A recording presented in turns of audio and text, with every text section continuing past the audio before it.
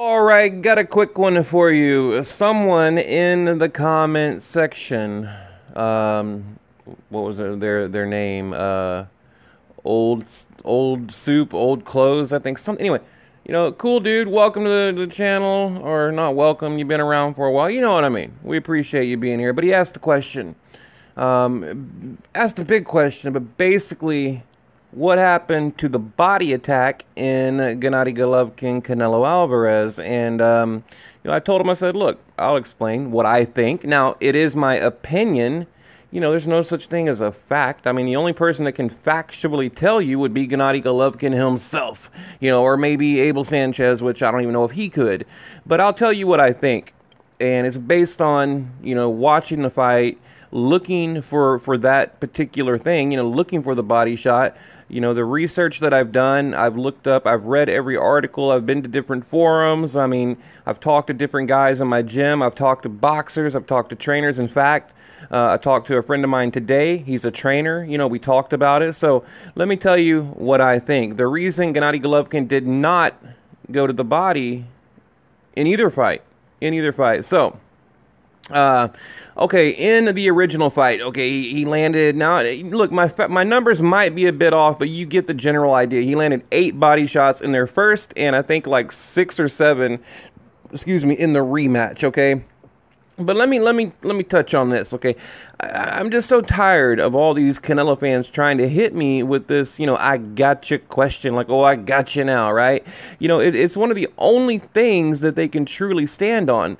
Well, if he didn't go to the body, then he didn't win the fight, right? Or Triple G, didn't go to the body because he was afraid to get knocked out, okay? So, all right, number one, okay, again, my opinion. He didn't go to the body because he didn't feel like he needed to go to the body, okay? Triple G felt like he was winning the fight. Why jeopardize getting caught, with a stupid-ass shot, with a dumb shot, if you believe you're winning the fight? If it ain't broke, don't fix it. So, this was a safety-first fight from both guys. So keep that in mind. Keep that in mind.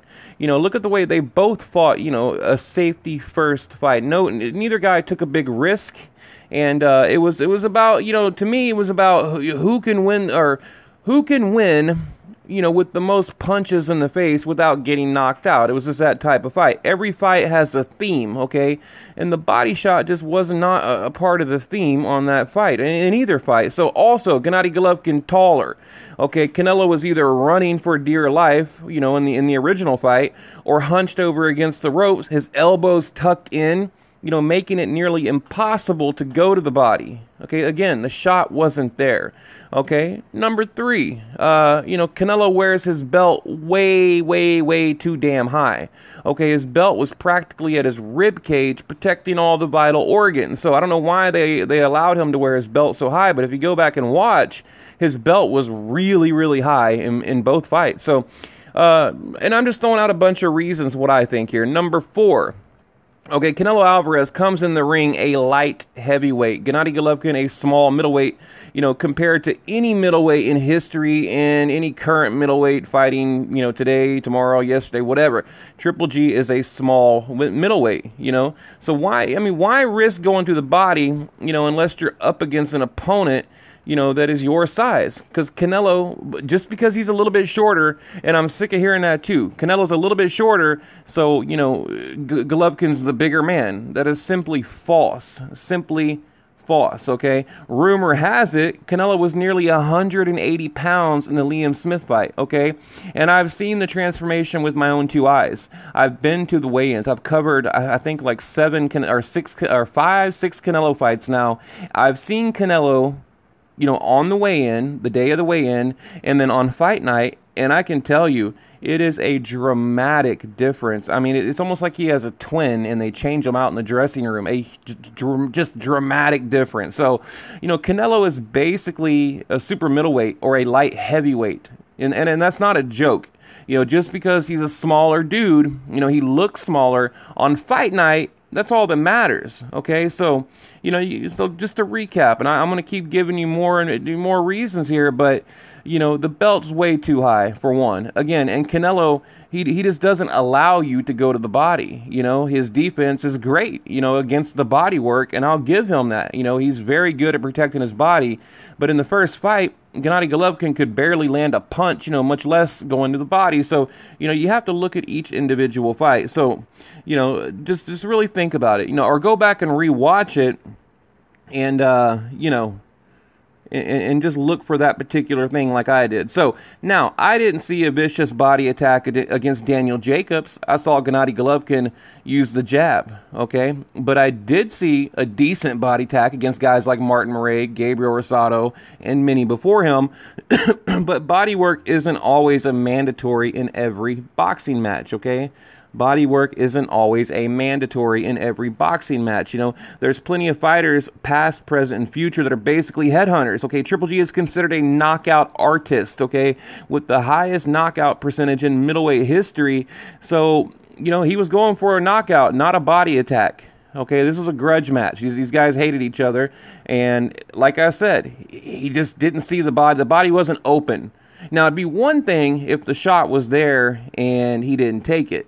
So, and again, I feel like Golovkin felt like he was winning enough rounds to get the decision. Why risk the fight? You know, why change the game plan if you know it's not going to work? Because Canelo takes that punch away from damn near every fighter. I mean, when have you ever seen Canelo, you know, someone land a vicious body attack? Maybe one or two, maybe? You know, go back and watch any fight. Cotto, go for it. Cotto tried, didn't work. You know, so, and they know this. So, I mean, like I said, find me any fight Canelo has ever been, you know, just really hurt against the body. It's not there. You can't. So, you know, it's not rocket science. The body shot was simply not there. You know, sure, you can hit the elbows, the shoulders, the forearms, you know, but you can also get caught with an uppercut or a left hook after you throw a meaningless body shot. Okay, styles make fights, fighters make styles. Canelo does an excellent job at protecting his body. You know, like I said, when you're damn near 180 pounds, your belt's up to your rib cage, you're hunched over, your elbows tucked in, you know, loading up the uppercut, why the hell would anyone try to land a body shot against you? It's a trap, okay? So let me put it this way. If Canelo exposed his body, I would ask the same question, but like I said, go back and watch both fights. There was very little body shot opportunity, if any. So I just don't understand, like, this big mystery question about the body work, you know. And I've heard all the rumors that Triple G has problems with his knees. You know, I heard that from someone directly involved in his camp, that he has trouble with his knees, therefore he can't bend over or bend at the knee to go to the body. I've heard that rumor, but it is a rumor, you know. And I went back and looked at all the punch stats in the Liam Smith fight, the Chavez fight, the Miguel Cotto fight. There was very little body work from any of Canelo's previous opponents. So I think the game plan was to gas Canelo out because he's a cheater, basically, that was on PEDs, and basically walk him down, you know, and try to catch him and knock him out. But for whatever reason, it didn't work in the rematch, okay? And let's not forget, Canelo is fighting a 36-year-old Triple G, okay? And a lot of you people need to remember, Golovkin fought in the Olympics. He has one of the most extensive amateur backgrounds in boxing history, really, you know. He's up there with like a Lomachenko as far as like total fights go. In fact, I think he's in the top 10 of most, you know, amateur fights of all time, or collective fights of all time. And that's a fact. Look it up. I mean, I'm talking about Triple G. So, you know, he got a lot of wear and tear. He's got a lot of longevity. He's been in the game a long time, you know, long before the Canelo match. Okay. So he, you know, he's an older dude with a lot of miles and a lot of miles on the tires. So, you know, my point is, it's not a prime Golovkin. He can't rip away, you know, at Canelo's elbows, shoulders, you know, to get past 180 pounds of blown up muscle in order to get to the body. Okay, and it would just be dumb to do so. It really would. So I'm just sick and tired of hearing, you know, why didn't you go to the body? Why didn't you go to the body? The real reason people ask the question is because they want to expose Triple G on some level. But you know, at the end of the day, it's a weak argument. Every fight is different. Every fighter is different. Every round is different. Every opponent is different. Every fight night is different, you know. So I see guys at my gym on a weekly basis, okay? Some of them are known as devastating body punchers, but sometimes they don't go to the body depending on who's in front of them, okay? And, you know, and in the first fight, I don't care if Triple G was 27 years old in his prime and Canelo's on PEDs. The body shot was not there. It was nearly impossible to land, so why go for it? So, and I don't mean to keep repeating myself, but I just don't understand it. So, and look, I will remind you of this, okay? If you think about the judges, okay, a lot of the judges prefer headshots, the jab, the hook, uppercut, over body work. Look at Canelo Irslandi Lara. Canelo went to the body in that fight, and he was worried he might get robbed. In fact, a lot of people had it a draw because Canelo, went to the body, and the judges didn't favor the body work, although they gave him the decision because he's Canelo. A lot of people to this day still believe it should have went to Irslandi Lara. So, if the punch isn't there, if you're not going to get any points for, or for trying, okay, and you're just setting yourself up to get countered, why would you why even try the body shot? Why? Okay? And by the way, didn't Canelo land like 36 body shots? Okay, I think in the first fight, that's like 3 per round.